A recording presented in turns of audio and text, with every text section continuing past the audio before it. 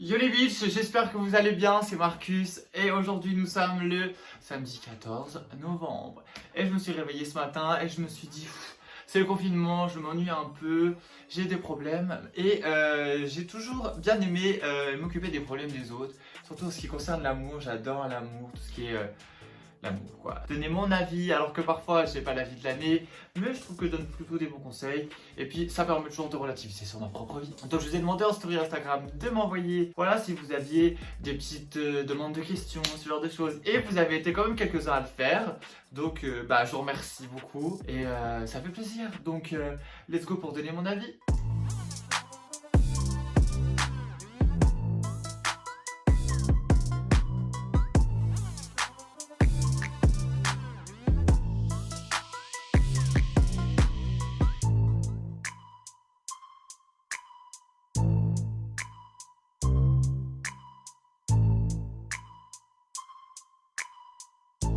Non, parce que mine de rien, moi ça fait presque 2 ans et demi que je suis en couple, donc je me dis je peux donner des petits conseils. Donc c'est parti, let's go, installez-vous confortablement, prenez quelque chose à boire et à bouffer et on commence.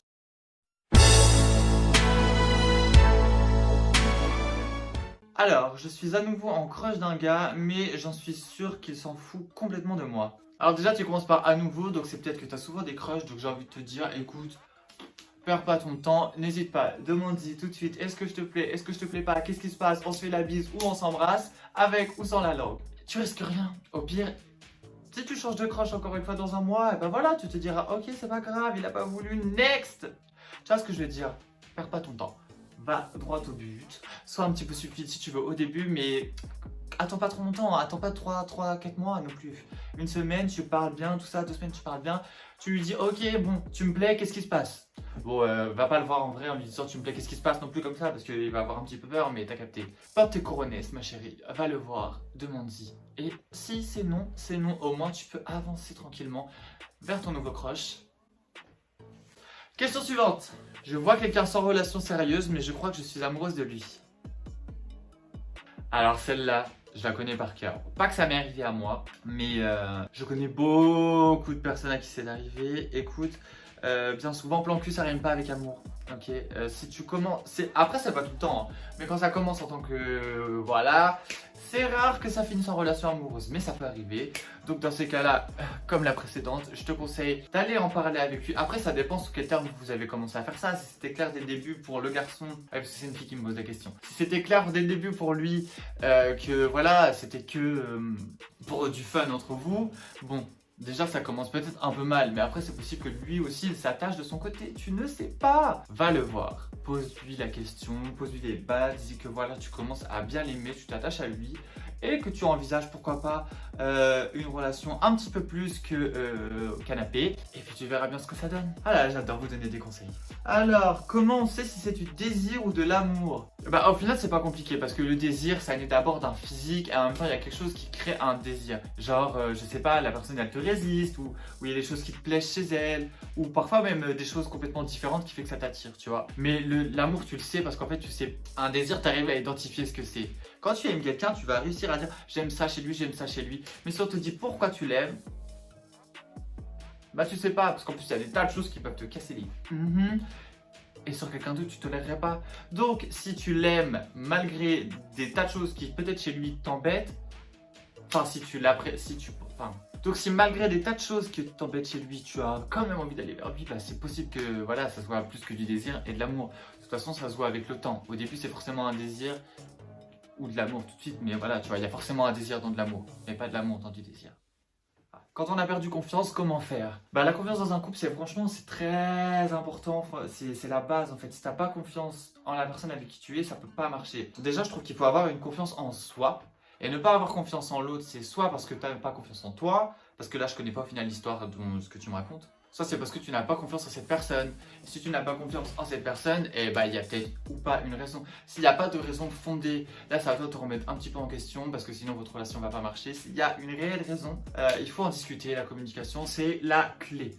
Donc discute avec la personne, voyez ce que vous pouvez faire, dis-lui écoute moi il y a ça qui me plaît pas, voilà c'est un peu tendu. Et si tu veux vraiment que ta relation elle marche, parce que La confiance, c'est très important. Tu peux pas être là et te dire, ok, je sais pas ce qu'il ou elle fait tout le temps. Tu vois ce que je veux te dire? Il faut que la personne avec qui tu es, elle puisse sortir, qu'elle puisse faire des choses et que tu lui fasses confiance comme elle te fait confiance. Parce que sinon, c'est pas vivable du tout, hein. Autant que ça s'arrête tout de suite si tu n'as pas confiance en la personne et que tu ne peux pas régler ça. Parce que comme ça, tu trouveras mieux un autre moment, quelque chose qui te convient à toi et qui lui convient ou à elle. Enfin, qui convient à elle ou à lui. Comment on fait quand on commence à se détacher? On est honnête avec soi et on est honnête avec la personne en fait. On essaie de réfléchir d'abord un petit peu de son côté quelques jours pourquoi on se détache. Puis après on en parle avec la personne, on en discute. On essaie de régler les choses, ça dépend en fait. Si ta relation ça fait que 4 mois qu'elle est là, puis que tu vois que tu commences déjà à t'ennuyer puis te détacher, tu te prends pas la tête au bout d'un moment. Voilà, t'as kiffé le peu de temps que t'as été avec la personne et puis bah ça t'a apporté quelque chose de positif dans ta vie. Et maintenant c'est l'heure de passer à autre chose et de trouver quelque chose qui va t'amener encore plus de positif et peut-être l'amour de ta vie. Et puis si ça se trouve tu te détaches juste parce que voilà, en ce moment par exemple c'est la période, hein, franchement il fait pas beau tout ça, donc peut-être que t'as une petite déprime, t'es confiné, j'en sais rien et tu te dis je sais pas si je veux rester avec lui, alors que ça se trouve c'est pas la bonne chose à faire, parce qu'une fois que tu vas le ou la larguer, tu vas regretter. Croyez-en mon expérience. Question suivante. Je suis en couple mais je suis attiré par un autre. Que faire? Je sais pas si j'ai dit que j'allais vous juger ou pas, mais du coup là je vais le faire. T'as le droit d'un coup de te dire oh putain je suis attiré par quelqu'un d'autre. Ça arrive à tout le monde par exemple de trouver quelqu'un dans la rue, de le croiser ou je sais pas, et de se dire ouf.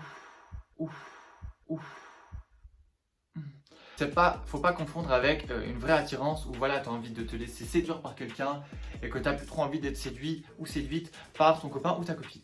Si vraiment il y a quelqu'un d'autre que la personne avec qui tu es qui t'attire et que tu as l'impression qu'en fait voilà, tu vas faire quelque chose avec quelqu'un d'autre, trompé, je te conseille d'arrêter tout de suite ta relation. C'est mieux pour toi, pour pas que tu souffres, pour pas aussi te mettre dans la merde et pour pas faire souffrir la personne avec qui tu es qui ne mérite absolument pas ça. Personne ne mérite ça. Si toi, mais réfléchis bien quand même. Hein. Franchement, réfléchis bien, c'est très important. À ne pas faire de bêtises, à ne pas regretter juste après. Parce que des fois, voilà, ça peut t'arriver, peut-être t'as un petit coup de mou, je sais pas, dans ta relation, tu te sens attiré par quelqu'un d'autre. Peut-être que tu te sens attiré par quelqu'un d'autre parce que la personne avec qui tu es t'accorde pas assez d'intention. Attention, dans ces cas-là, parle-en avec. Question suivante. Je suis trop timide en amour, comment passer outre cela? Il faut d'abord avoir confiance en soi, je pense. Et puis de toute façon, la timidité, c'est pas un énorme défaut. Sauf si vraiment ça te bouffe la vie et puis que tu oses pas parler ou quoi que ce soit. Mais la timidité n'est pas un énorme défaut en soi. Mais il faut que tu prennes d'abord confiance en toi. Et puis de toute façon, voilà, ça va t'aider à aller vers les gens déjà, d'avoir plus confiance en toi. À partir de quand on enlève le préservatif quand on est en couple? Donc je pense que tu es jeune pour me poser cette question. En fait ça dépend de tous les couples. Mais je vous dirais quand même d'attendre un certain moment. C'est compliqué parce que ça dépend de la relation. Il y en a qui vont sentir que c'est l'amour fou dès le début. Et au final, 3 mois plus tard c'est fini. Et tous les mois la personne c'est l'amour fou avec quelqu'un d'autre. Tu vois ce que je veux te dire? Donc attends peut-être au moins, allez, 1 an. Et surtout il faut se tester avant de retirer. Il faut se tester pour faire attention aux maladies comme le sida, mais la chlamydia aussi, ou chlamydia tout court, je sais plus, puis tout un tas d'autres maladies dont j'ignore le nom.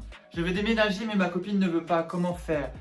C'est-à-dire, en fait, ça dépend. Si tu veux déménager, c'est-à-dire que vous prenez votre premier appartement ensemble et qu'elle veut pas, peut-être qu'elle ne se sent pas prête ou qu'il y a d'autres blocages, il faudra que tu essaies d'en parler avec elle un peu plus profondément peut-être. Ou alors si vous habitez déjà ensemble et qu'elle veut déménager, elle veut pas déménager et que toi tu veux déménager mais ailleurs, est-ce vraiment utile? C'est pareil, au final il y a peut-être un blocage, pour elle c'est pas nécessaire, pourquoi pour toi c'est nécessaire? Qu'est-ce qui fait de toute façon que maintenant tu as envie de t'installer avec cette personne? Faites le point. De toute façon il n'y a pas le feu au lac, si la personne elle veut pas, que c'est un petit blocage, ça va se débloquer. Si elle veut pas du tout par rapport à toi, là justement c'est peut-être le moment des révélations. Alors là c'est une fille, du coup la prochaine question qui me dit: je veux le demander en mariage.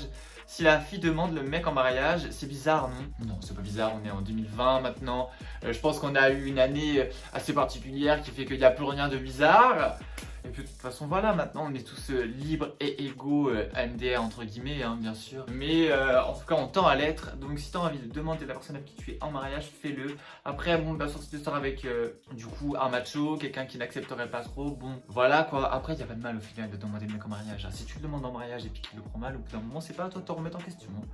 Mais fais-le, en plus c'est toujours mignon et ça se trouve il attend lui aussi. Il ose pas te demander, il va trouver ça super mignon que tu lui demandes en mariage et que vous allez vous marier après le confinement. Je vois une fille après le confinement, le rendez-vous parfait pour lui plaire. Bah en ce moment les rendez-vous parfaits ça va être un petit peu compliqué, hein, sachant que tout est fermé, le cinéma c'est une boîte à Covid donc c'est très compliqué. Moi franchement je te dirais si à un moment du déconfinement, je sais pas par exemple il y a...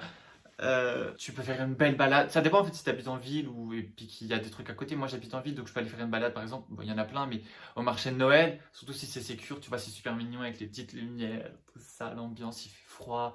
Peut-être que vous allez partager un panier de chichi. Peut-être qu'à la fin même elle va te regarder, elle va te dire ah t'as du sucre ici. Elle va venir te l'enlever avec ses... Je pars dans mon mood là. Bref, ouais pourquoi pas le marché de Noël ou je sais pas, aller boire un petit verre c'est compliqué en ce moment donc le cinéma c'est compliqué. Moi je te conseille si le marché de Noël c'est ouvert cette année, va faire un petit tour au marché de Noël. Mon crush est bi, il est en couple et me dit que s'il était célibataire on serait ensemble. Mais du coup ça me saoule de ouf parce que je l'aime, que faire?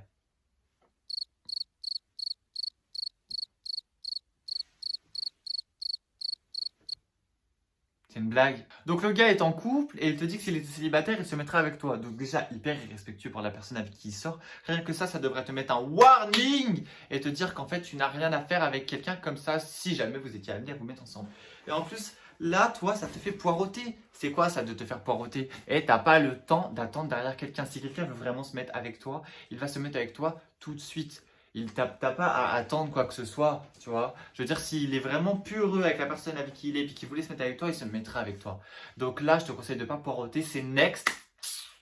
Ciao, va voir là-bas si j'y suis et va trouver quelqu'un d'autre, quelqu'un qui sera beaucoup mieux pour toi, qui te rendra heureux et pour qui tu seras un premier choix et non pas un second choix. Et surtout pas quelqu'un qui dit des choses comme ça alors qu'il est en couple, parce que déjà, ça prouve une fois de plus que tu peux pas lui faire confiance. Comment faire pour oublier après une rupture? Alors ça, c'est compliqué. Tu vas forcément passer par une étape, un peu de deuil, on va dire. Parce que quand tu subis une rupture, parce que tu subis bien souvent une rupture, ça dépend, mais là, puisque tu me demandes comment passer outre, je me doute que tu l'as subi. Il y a forcément déjà, même si tu t'en rends pas compte, tu pleures et à l'intérieur de toi, parce qu'en fait, toi, tu as donné ton amour à quelqu'un et que la personne, elle ne t'aime plus. Donc tu te sens blessé dans ton propre amour. Donc il faut d'abord accepter ce qui s'est passé et réapprendre à s'aimer soi-même. Ça fait partie aussi. Bien souvent, voilà, on ne se rend pas compte tout de suite qu'au final, voilà, il y a des choses qui n'allaient pas dans la relation ou que on découvre peut-être même juste plus tard parce que tout allait bien, qu'en fait, c'était pas une relation qui allait pouvoir durer dans tous les cas et nous épanouir. Tu vas te rendre compte, en fait, tout simplement, plus le temps va passer, plus tu vas arrêter de rendre jolie la chose, d'y penser tout le temps, tu vas te rendre compte que tu vaux peut-être quelqu'un d'autre, tu vas rencontrer quelqu'un d'autre et que ça sera une personne beaucoup mieux pour toi. Tu vas aussi réapprendre à t'aimer toi et c'est le plus important. Et bien souvent aussi, quand on se fait larguer, en fait, ce qui nous rend triste aussi, c'est d'être seul. Parce qu'on a tous peur d'être seul, parce qu'on est dans une société où on nous bassine de fêtes, genre la Saint-Valentin. Les trucs en couple, Noël, les vacances d'été en amoureux, les noces de coton. Franchement, te prends pas la tête. Je sais que c'est difficile une rupture, mais réapprends à t'aimer toi, apprends à vivre, satisfais-toi de toi, de tes amis, vois l'amour et l'abondance de tout ce que tu peux avoir autour de toi déjà, et dis-toi que de toute façon, il y aura forcément quelqu'un de mieux pour toi.